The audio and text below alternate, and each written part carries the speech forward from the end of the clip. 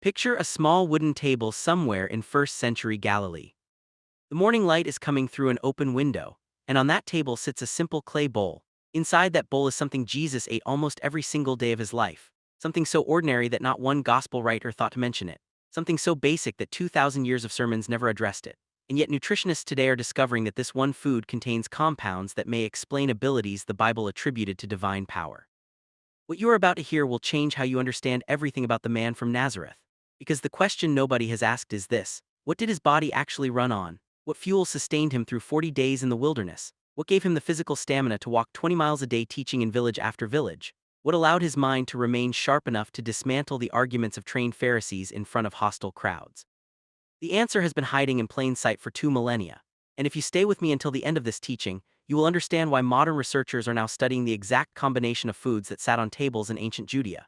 If something pulled you to this video right now, subscribe and turn on notifications, because what is coming in future transmissions goes deeper than anything you will hear tonight. This is not about religion. This is about reality. The reality of what a human body can do when it is fueled exactly the way yours was designed to be fueled. Comment the words "I am ready to know" right now.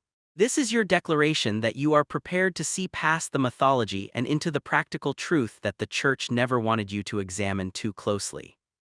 To understand what Jesus ate daily, you must first understand where he lived. First-century Galilee was not a place of abundance. This was not Rome with its imported delicacies and extravagant feasts. This was a region under occupation, heavy taxation, and constant economic pressure. The people who lived there ate what the land provided. And what the land provided was specific, limited, and according to modern nutritional science, almost perfectly balanced. The gospel accounts give us clues scattered throughout. When Jesus speaks, he speaks in the language of his environment. He talks about bread and fish, about wine and oil, about seeds and fruit. These are not random metaphors. These are the foods that surrounded him every single day. He references them because they were unavoidable. They were the substance of daily life. But here is what scholars discovered when they began cross-referencing biblical mentions with archaeological findings from first-century Galilean villages. The diet was not just simple, it was shockingly consistent. Grain, olive oil, fish, legumes, and fermented foods appeared at nearly every meal. Not because of religious law, though kosher regulations played a role, but because these were the foods that grew in that soil, that thrived in that climate, that could be preserved without refrigeration, and that provided maximum nutrition for minimum cost. And when modern nutritionists analyzed this combination, they found something extraordinary. This was not just survival food. This was a performance diet that would cost hundreds of dollars a month to replicate today using organic equivalents. Let me take you into the specifics. Start with bread, not the white processed flour that sits on grocery store shelves today. The bread Jesus ate daily was made from barley or wheat that was stone ground, meaning the entire grain was used. The bran, the germ, the endosperm, nothing was stripped away, nothing was refined, and here is the key difference. Whole grain bread made from ancient varieties of wheat contains something called resistant starch. This is a type of carbohydrate that does not spike blood sugar the way modern bread does. Instead, it feeds beneficial bacteria in the gut, producing short-chain fatty acids that reduce inflammation, improve mental clarity, and provide steady energy for hours. Researchers at the University of Jerusalem analyzed samples of wheat from archaeological sites in Galilee and found that ancient varieties contained up to 40% more protein and significantly higher levels of minerals like magnesium, zinc, and iron compared to modern hybridized wheat. This means that the bread Jesus ate every morning was not empty calories. It was nutrient-dense fuel that stabilized his blood sugar, supported his microbiome, and provided building blocks for neurotransmitter production in his brain. Now add olive oil, not a drizzle, not a light coating. In first-century Galilee, olive oil was consumed in quantities that would shock modern dietitians. Estimates suggest between 4 and 6 tablespoons per day. This was the primary fat source. There was no butter, no seed oils, no industrial processing, just cold-pressed oil from olives that grew on hillsides throughout the region. And the science on olive oil has become undeniable. Extra virgin olive oil contains compounds called polyphenols, specifically olecanthal and oleuropein, that cross the blood-brain barrier and reduce neuroinflammation. Studies published in the journal Neurology have shown that high olive oil consumption is associated with improved memory, faster cognitive processing, and significantly lower rates of dementia. But the benefits go further. Olive oil increases the production of brain-derived neurotrophic factor, a protein that stimulates the growth of new neurons and strengthens connections between existing ones. It enhances the absorption of fat-soluble vitamins. It supports the production of hormones, and it provides a steady source of energy that does not require insulin spikes to metabolize. Now picture Jesus walking 15 to 20 miles in a day, teaching for hours without notes, responding to hostile questions with clarity and precision, then doing it again the next day and the day after that. What fueled that? The answer is partly the combination of whole grain bread and olive oil. Stable energy, reduced inflammation, optimized brain function. This was not a miracle, this was biochemistry. But we are only beginning. The third element is fish. The Sea of Galilee was the center of the local economy, and fish was consumed multiple times per week, sometimes daily. Not farmed fish pumped full of antibiotics. Wild-caught fish, primarily sardines and a species called mush, similar to tilapia. These fish were eaten whole, often grilled or dried, and here is the critical part: they were rich in omega-3 fatty acids, specifically EPA and DHA. Modern research has confirmed what ancient populations seemed to know instinctively. Omega-3 fatty acids are essential for brain health. They make up a significant portion of the brain's structural fat. They regulate inflammation. They improve communication between neurons, and they have been shown in clinical trials to enhance mood, reduce anxiety, and increase resilience to stress. A study in the American Journal of Psychiatry found that populations with high fish consumption have dramatically lower rates of depression and mental illness. The ratio of omega-3 to omega-6 fatty acids in the first-century Galilean diet has been estimated at roughly 1 to 2. In the modern Western diet, that ratio is closer to 1 to 20. This imbalance alone explains a massive portion of the mental health crisis: the brain fog, the anxiety, the inability to focus that plague modern society. Jesus had none of that interference. His brain was running on the exact fats it was designed to use. And his ability to remain calm under pressure, to think clearly in confrontational situations, to access states of consciousness that seemed superhuman, these were not just spiritual gifts. They were supported by optimal neurochemistry. Now we go deeper. The fourth element is legumes. Lentils, chickpeas, and fava beans were staples. These were cooked into stews, mashed into pastes, and eaten with bread at nearly every meal. Legumes are one of the most underrated foods in modern nutrition, but ancient cultures understood their value. They are rich in protein, providing all the essential amino acids when combined with grains. They are high in fiber, which slows digestion and prevents blood sugar crashes. And they contain compounds called phytates and polyphenols that, contrary to popular belief, are not anti-nutrients. When prepared traditionally through soaking and cooking, these compounds actually support gut health and reduce oxidative stress. But here's the piece that researchers are most excited about. Legumes are one of the richest sources of folate, a B vitamin that is absolutely critical for the production of neurotransmitters like serotonin and dopamine. Low folate levels are directly linked to depression, cognitive decline, and poor stress response. Jesus was eating folate in abundance every single day. His brain had the raw materials it needed to produce the chemicals associated with well-being, motivation, and mental clarity. And there is one more element that almost nobody talks about: fermented foods. In a time before refrigeration, fermentation was the primary method of food preservation. Vegetables were pickled. Milk was turned into yogurt or cheese. Even the wine that Jesus drank, and the Gospels make it clear that he did drink wine, was a fermented product rich in beneficial microbes. Fermented foods provide probiotics, the bacteria that colonize the gut and influence everything from immune function to mood regulation. Scientists now know that the gut produces more serotonin than the brain does. The state of your microbiome directly affects your mental state, and Jesus was consuming probiotic-rich foods daily, supporting a gut environment that modern people can only achieve through expensive supplements. Let me bring this together. Every single day, Jesus consumed whole grain bread for stable energy and B vitamins. He consumed olive oil for brain health and anti-inflammatory compounds. He consumed fish for omega-3 fatty acids and protein. He consumed legumes for folate and fiber. And he consumed fermented foods for a healthy microbiome. This combination is almost identical to what modern nutritionists call the Mediterranean diet, which has been ranked the healthiest dietary pattern in the world by virtually every major health organization. But Jesus was not following a diet plan. He was simply eating what was available. And what was available happened to be exactly what the human body and brain need to function at their peak. Now ask yourself this question. If Jesus had been eating processed foods, refined sugar, industrial seed oils, and chemical additives, would he have had the mental clarity to teach the way he did? Would he have had the physical stamina to endure what he endured? Would he have been able to access the states of consciousness described in the Gospels? Or is it possible that his diet was not incidental to his mission but foundational to it? This is not about worship. This is not about making Jesus into a health guru. This is about understanding that the man described in the Bible was a human being with a human body, and that body was fueled in a way that supported extraordinary capacity. The church focused on the miracles and ignored the mechanisms, but the mechanisms matter. Because if you fuel your body the way his was fueled, you will not become Jesus, but you will remove the obstacles that prevent you from accessing your own potential. You will experience what clarity actually feels like. You will discover what stable energy feels like. You will understand what it is like to think without the fog. And here is the part that should make you angry. The modern food system has been designed to do the opposite. It has been engineered to create dependency, to spike and crash your blood sugar, to inflame your gut, to starve your brain of the fats and nutrients it needs, and to keep you in a state of perpetual craving, confusion, and low-level anxiety. This is not an accident. This is not negligence. This is profitable. A sick, confused, dependent population is far easier to control than a healthy, clear-thinking, energized one. The same institutions that removed teachings about direct access to source also created food systems that prevent you from having the biochemical foundation to pursue that access. You were not meant to feel the way you feel. The fatigue, the brain fog, the mood swings, the inability to focus, these are not normal. These are the result of being fed substances that your body does not recognize as food.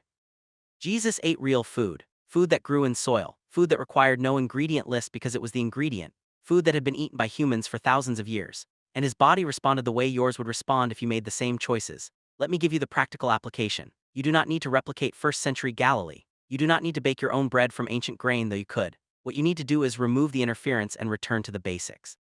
Start with bread. If you eat bread, make sure it is whole grain or sourdough made from real ingredients. Read the label. If there are more than 5 ingredients, put it back. Move to fats. Remove seed oils, remove margarine, remove anything that says hydrogenated. Use olive oil, butter, or animal fats. Your brain is made of fat. Give it the right kind. Add fish 3 times a week minimum. Prioritize small fish like sardines, mackerel, or anchovies. These are lower in toxins and higher in omega-3s than large fish. If you cannot afford fresh fish, canned is fine. The nutrients are the same. Add legumes. Lentils are cheap, easy to cook, and incredibly nutrient-dense. A pot of lentil stew costs less than $5 and provides multiple meals. This is not expensive food. This is peasant food. The same food that sustained Jesus is available to you right now. Add fermented foods, sauerkraut, kimchi, yogurt, kefir. These do not need to be fancy. A few forkfuls a day is enough to shift your microbiome and remove the poisons, remove refined sugar, remove processed snacks, remove soda. Remove anything that comes in a brightly colored package with a cartoon mascot. These are not foods. These are edible products designed to override your satiety signals and keep you coming back. You will feel the difference within days, not weeks. Days. Your energy will stabilize, your sleep will deepen, your thoughts will clear, and you will realize that the version of yourself you have been living as was not the real you.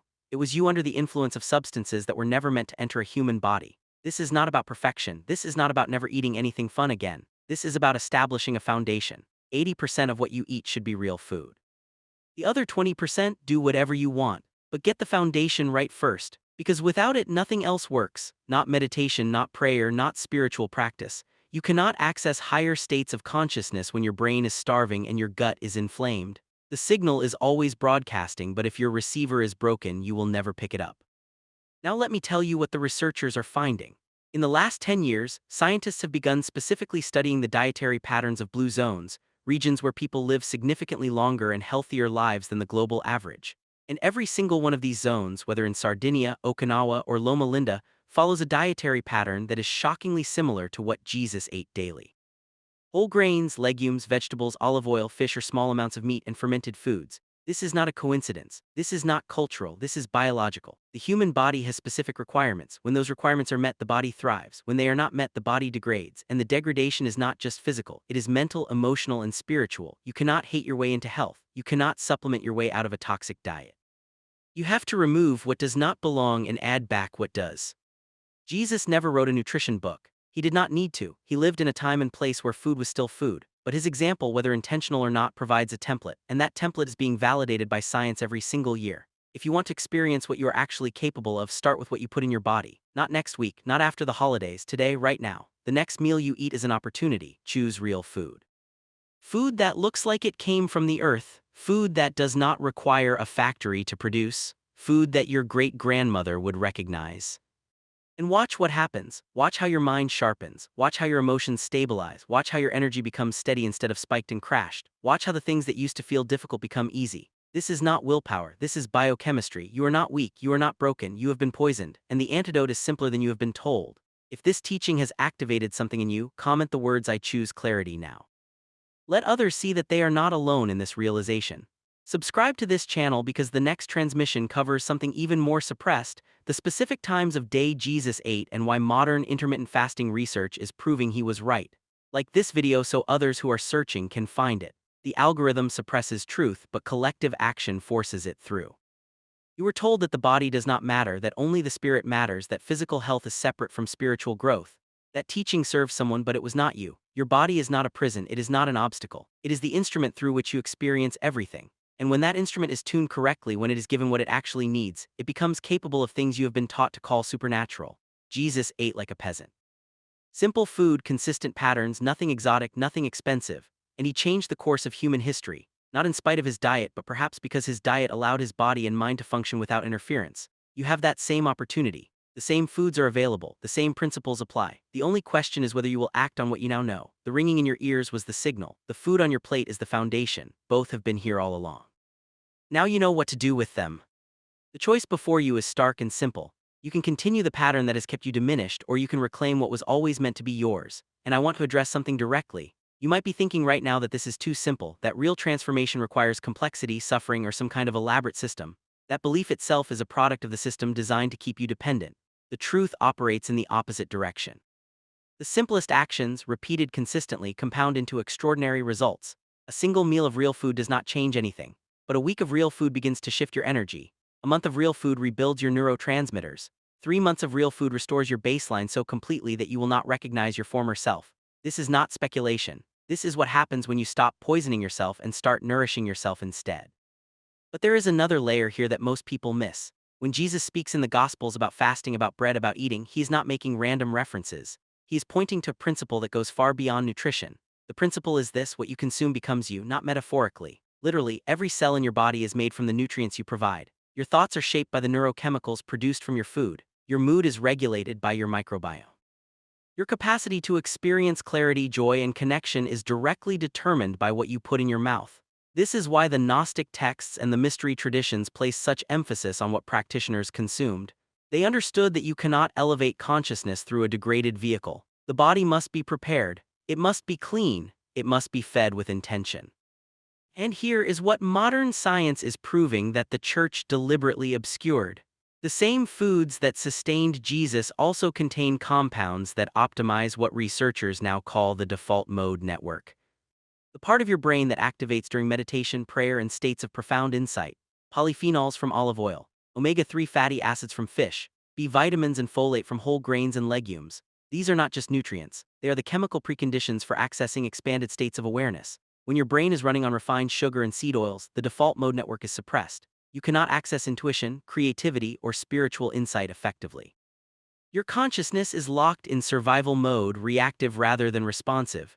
But when your brain is properly fueled, that network opens. Meditation becomes effortless. Prayer becomes tangible. The sense of connection that people call grace becomes not a supernatural gift, but a natural consequence of operating your nervous system in its optimal state. Think about what this means. Jesus did not just have physical stamina, he had mental clarity, he had emotional resilience, he had the capacity to remain calm in chaos, to think under pressure, to access wisdom that seemed to come from beyond his individual mind. The Gospels describe these as supernatural abilities, but what if they were simply the natural result of a brain that was not poisoned, not inflamed, not starving for the nutrients it needed to function? What if everything attributed to divinity was actually the result of understanding something very simple about how human biology works?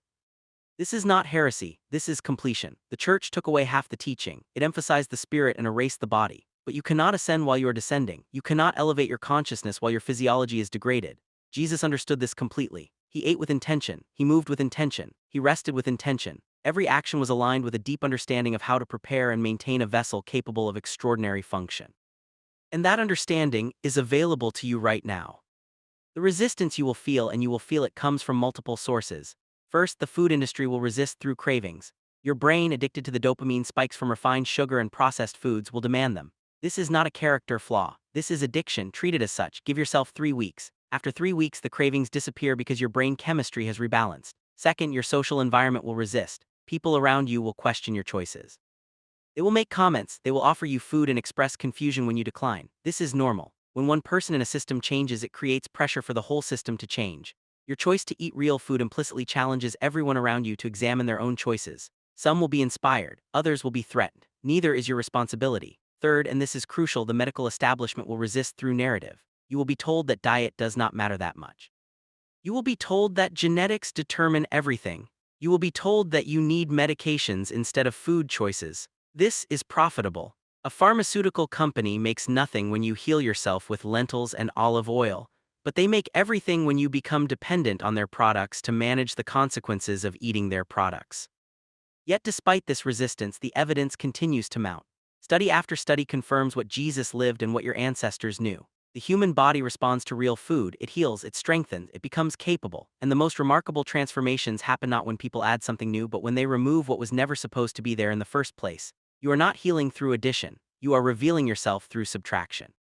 So I want to leave you with one final image. Picture yourself 6 months from now. 6 months of eating real food consistently, 6 months of stable energy and clear thinking, 6 months of deep sleep and steady mood. Your clothes fit differently, your skin glows, your eyes are brighter. People comment that you look younger, but it is not youth, it is health. It is what you look like when your body is not in a constant state of chemical warfare. And beyond the physical, something else has shifted. Your intuition is clearer, your decisions feel more aligned. The noise in your head has quieted, you can hear yourself think. You can access guidance that was always there but was drowned out by inflammation and brain fog. This is not a fantasy. This is what happens when you stop consuming poison and start consuming nourishment. This is your moment not to become someone else, to become yourself. The real you, the version that exists when the interference is removed. Start today, one meal, one choice, real food, and then tomorrow make that choice again, and again, and again, until it is no longer a choice but your natural baseline. This is how transformation happens, not through sudden revelation but through consistent alignment. You have everything you need, the foods are available, the knowledge is available. The capacity is available, all that remains is your decision to act. The signal has been sent, the receiver is in your hands, will you tune in?